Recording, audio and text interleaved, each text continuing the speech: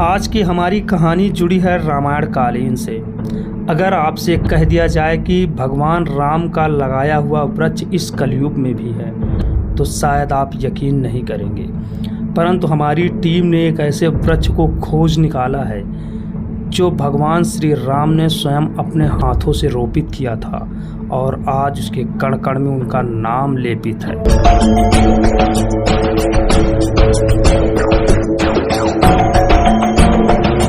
ये वृक्ष सिर्फ राम के नाम से ही विख्यात नहीं है, अपितु ये चमत्कार के लिए भी जाना जाता है। ऐसा वृक्ष कहते हैं कि दुनिया में और दूसरा कोई नहीं है।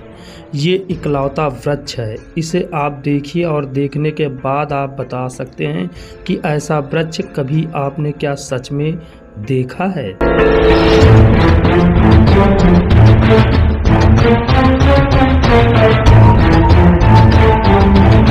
हमारी दिलचस्पी इस बात को लेकर के नहीं है कि ये रामायण कालीन है। हमारी दिलचस्पी तो उस बात से है कि लोगों का दावा है कि ये छाल निकालने से निकलता है राम का नाम।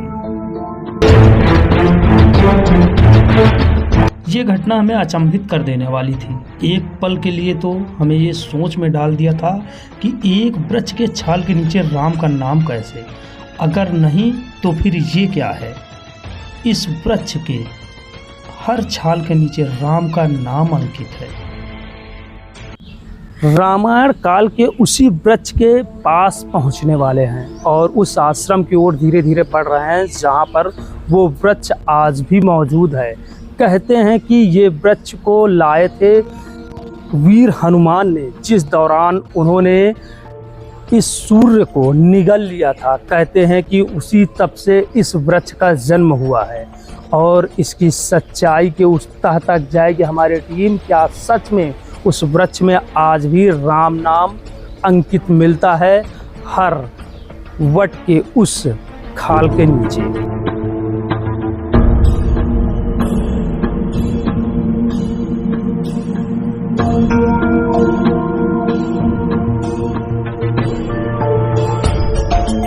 हमारा सामना सबसे पहले उस पेड़ के संरक्षक से होता है जिसने पीढ़ी दर पीढ़ी उस पेड़ को सजोने का काम किया।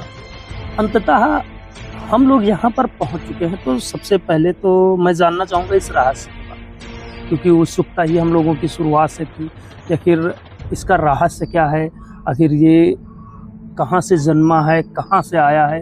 तो सबसे पहले मैं जानना चाहूँगा कि इस जो वृक्ष है इसका क्या रहस्य है।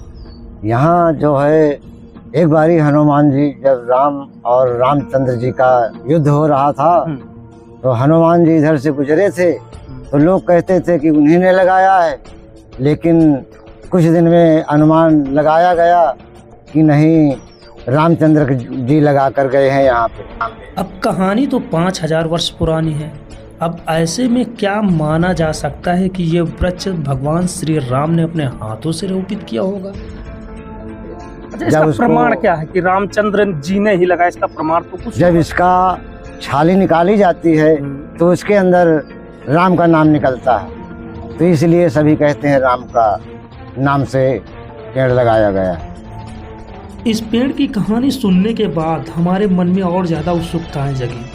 अब हमें सबसे ज़्यादा ज़रूरी हो गया था इसके इतिहास के बारे में जानना, क्योंकि रामायण काल से इस कलयुग का समय बहुत लंबा होता है। ऐसे में ये कैसे जीवित था। तो इस वक्त मैं ये समझ सकता हूँ कि अभी आपके अंदर ये उत्सुकता चल रही होगी कि इस पेड़ का चमत्कार क्या है और इसका इतिहास क्या है। तो इसके बारे में तो मुझसे बेहतर इसकी जो संरक्षण करने वाले जो शख्स हैं, जो महात्मा हैं, ये उन्हीं से जाना जा सकता है। तो सबसे पहले इसके इतिहास के बारे में बताया जाए। तो भाई एक बार मैंने अपने पिता से पूछा कि पिताजी ये पेड़ कब से है, इसका देख देख कौन करता है। मेरे पिताजी बोले, बेटा इसके पीढ़ियों को कोई पता नहीं है, करीब नहीं तो 6-7 पीढ़ियों से ये चला आता होगा, किसी की याद नहीं। अच्छा, ये लगभग 6 या 7 पीढ़ियों से आप ही के जो पूर्वज है वो कर रहे हैं। हाँ, अच्छा, इस पेड़ का जो इतिहास लिया जाए कि जिस तरीके से ये अभी पेड़ देखने में लगता है कि अभी बहुत ज़्यादा महज 100 साल का होगा, उससे भी कम का लगता होगा, क्योंकि इस पेड़ में आज भी चमक बरकरार है। बरकरार है साहब। तो ये लगभग इसका इतिहास कितना पुराना होगा, ये कितना पुराना पेड़ माना जा सकता है? ये साहब जब से रामायण ग्रंथ चला है तभी से हमको मालूम पड़ता है, रहस्य चालू तभी का पेड़ है। तो ये मैं आपको बताऊं कि एक हमारे उत्तर प्रदेश में आपने पारिजात का पेड़ सुना होगा, उसे संरक्षित भी किया गया है। वो पूरी दुनिया का इकलौता पेड़ है, कहते हैं कि उसे अर्जुन ने लाए थे स्वर्ग से। वैसे ही ये इकलौता दुनिया का पेड़ है। अभी मैं आपको चल के दिखाऊंगा किस तरीके का ये पेड़ है, और ऐसा पेड़ आपने अपने जीवन में कभी नहीं देखा होगा। उस पेड़ के जब छाली निकाली जाती है तो उस छाली के अंदर जैसे ही आप देखोगे उस पेड़ के पास हर छाली पे अंकित नाम रहेगा राम का। तो इससे ये अनुमान लगाया जाता है कि शायद इस पेड़ का रोपण भगवान राम ने अपने हाथों से ही किया होगा। तो चलिए अब आपको ले चल रहा हूँ उसी वृक्ष की ओर।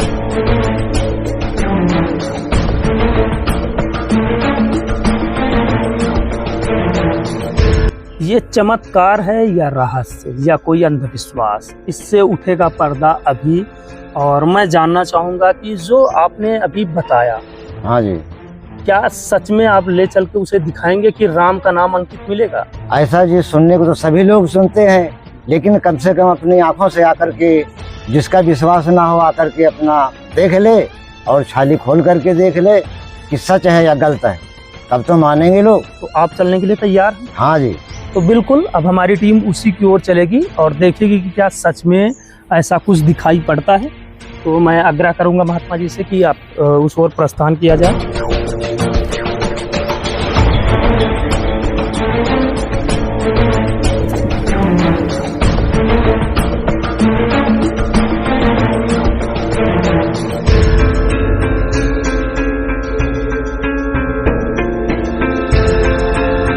इस कहानी और दावे को सुन करके हमारे दिल की धड़कनें तो और ज़्यादा बढ़ने लगी।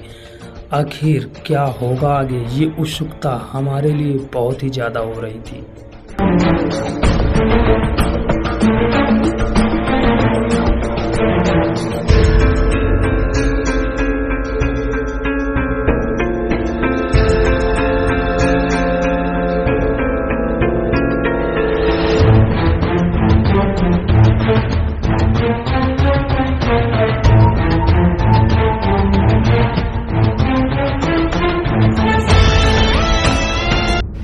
उस रहस्य के बारे में जो आपसे बताया गया, उससे पर्दा उठाने का समय आ गया है।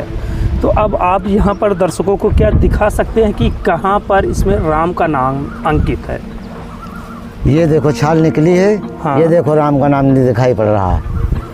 और फिर इधर से आ जाइए, ये राम का नाम, छाली निकाली गई, राम का नाम निकल गया। एक ये देखो छाली निकाली गई, यहाँ से राम का नाम निकला हुआ है।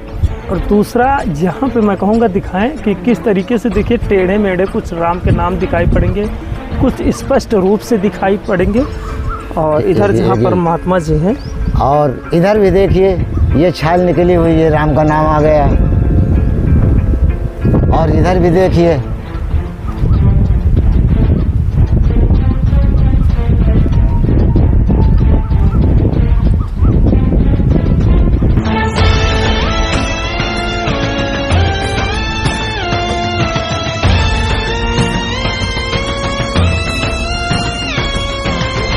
यहाँ पर बहुत सारे राम के नाम दिखेंगे, परंतु यहाँ से कुछ ऐसे दिखाई पड़ेंगे जहाँ से छाली निकाली गई।